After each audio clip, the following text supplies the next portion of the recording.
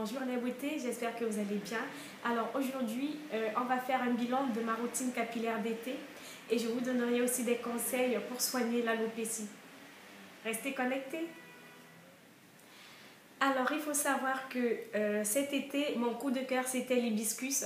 Donc je vous ai présenté un masque à l'hibiscus. Je vous ai également montré comment j'ai fait mon huile d'hibiscus homemade. Et donc voilà, je pense que je vous avais donné les propriétés capillaires de l'hibiscus.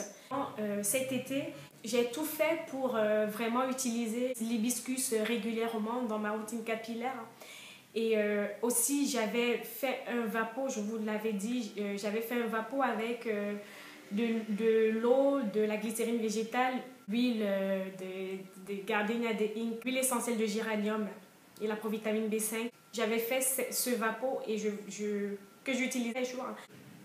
Donc le vapeau plus des masques capillaires à base d'hibiscus ont parfaitement soigné mon alopécie. Donc je vais vous montrer ça tout de suite. Je ne sais pas si vous voyez déjà ici, je n'ai plus de chute du tout. Donc mes cheveux ont vraiment poussé dans les baby hair qui étaient tout petits la dernière fois en été. Je ne sais pas si vous voyez, ils ont bien poussé, ils sont à ce niveau. Donc ils dépassent le menton, ils sont là. Dans les tout petits baby hair qui étaient vraiment tout rikiki il y a de cela 3 mois. Ça m'arrive là.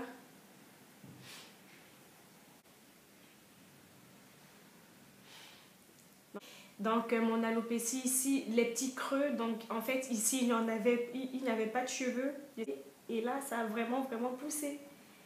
Donc ici, c'est cette partie la plus difficile. Mes cheveux, je suis devant, les baby hair sont en train de pousser.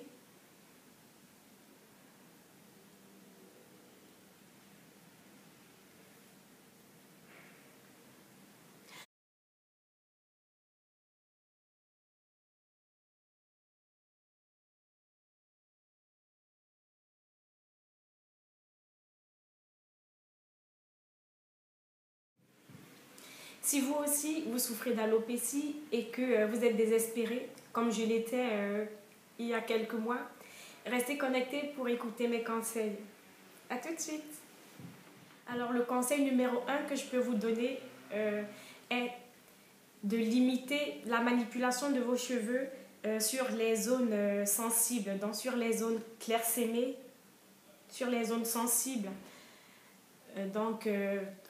Quand je dis de limiter la manipulation des cheveux, ça signifie que vous ne devez plus vous les tresser du tout, vous ne devez plus faire de coiffure protectrice. Je ne touche plus à mes baby hair en fait, parce que je sais qu'ils sont sensibles pour l'instant et je ne peux pas risquer, comme quelques mois auparavant où j'avais fait des rastas 2 ou 3 fois successivement.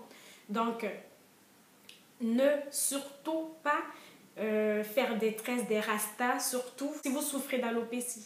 Et aussi, si par exemple votre alopécie est vraiment très grave et que vous mettez des perruques pour cacher, je vous conseille d'utiliser des capes. Donc de mettre une cape sur votre tête avant de poser votre perruque, parce que vraiment, si vous la mettez comme ça, il y aura une traction et les cheveux vont s'arracher.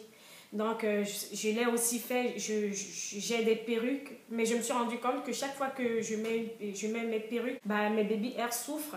Et donc, voilà, j'ai décidé de ne plus manipuler mes cheveux à ces endroits, soit avec des tresses, soit avec des perruques. Donc, je laisse cet endroit reposer. Le deuxième conseil que je peux vous donner aussi, c'est de faire des petits massages circulaires sur toutes les zones qui sont concernées par les chutes de cheveux ou l'alopécie. Donc, par exemple, moi, je massais mes cheveux, je faisais des petits mouvements comme ça. Donc, je fais des petits mouvements de temps en temps, ça m'arrive encore, je fais des petits mouvements circulaires de massage. Donc, j'utilise pour faire mes massages circulaires parfois de l'huile de carapate, parfois de l'huile de ricin ou encore l'huile d'arachide. Et aussi, j'utilise l'huile de chanvre. Mais aussi, vous pouvez par exemple à ces huiles végétales rajouter des huiles essentielles Donc moi j'avais utilisé l'huile de baie Saint-Thomas, ça marche très bien, mais sinon il y a aussi l'huile de géranium qui est très efficace. Donc, mais par contre, donc, si vous rajoutez des huiles essentielles dans vos massages, vous devez limiter en fait dans le temps les massages. Donc si par exemple vous faites un challenge du genre une huile végétale plus une huile essentielle, donc ça doit être maximum 2 mois ou 1 mois, c'est vraiment suffisant. Moi, la bêtise que j'avais faite, c'était de faire un challenge huile essentielle de baie Saint-Thomas, huile de chanvre pendant 3 mois. Et donc, je vous avais expliqué que ça a été très difficile pour moi. Donc, voilà, je vous conseille de faire des massages avec une huile végétale qui favorise la pousse sur toutes les zones concernées. Donc, en fait, ces massages circulaires vont permettre d'avoir une bonne circulation sanguine à ces endroits et donc il y aura une irrigation et cela va aussi, on va dire, favoriser la pousse. Le troisième conseil en fait est de tout le temps vaporiser ces endroits avec de l'eau minérale. Donc vous pouvez vaporiser par exemple le matin 3 fois par jour, c'est largement suffisant. Si vous n'avez pas le temps de vaporiser à midi, 2 fois par jour, c'est suffisant. C'est-à-dire, le matin, vous vous levez, vous vaporisez juste les endroits. Si vous ne voulez pas vaporiser tous vos cheveux, vous vaporisez juste à ces endroits-là. Buvez aussi beaucoup d'eau, donc cela va permettre d'éviter la sécheresse capillaire. Vous savez que quand le cheveu est sec, quand le cuir chevelu est sec, ça favorise les démangeaisons et la casse du cheveu. Donc vos cheveux vont se casser à ces endroits déjà malades si en plus de ça ils sont secs. Donc le quatrième conseil en fait est d'éviter d'utiliser les produits chimiques à ces endroits qui sont concernés par l'alopécie ou par la chute de cheveux. Et enfin, le cinquième conseil est d'intégrer dans votre routine capillaire des masques qui favorisent la pousse et qui donnent du volume. Donc par exemple, vous pouvez utiliser des poudres ayurvédiques ou poudres indiennes. Donc utilisez la protéine de riz qui donne aussi du volume et qui hydrate en même temps vos cheveux. Donc l'hibiscus aussi, c'est très bien pour donner du volume aux cheveux. Donc de temps en temps, faites-vous plaisir, vous faites un masque homemade de chez vous et vous rajoutez des actifs cosmétiques tels que la provitamine B5, les protéines de riz. Donc cela va vous permettre d'avoir quand même une belle touffe qui pourra aussi camoufler les zones clairsemées de votre cuir chevelu. La semaine prochaine, je commencerai un nouveau challenge. Donc là, ça sera un challenge collectif dont je ferai avec Princesse Questa. Je ne sais pas si c'est comme ça que ça se prononce, désolée. Donc je ferai ce challenge avec elle. Et je pense également qu'il y a d'autres youtubeuses qui feront ce challenge avec nous.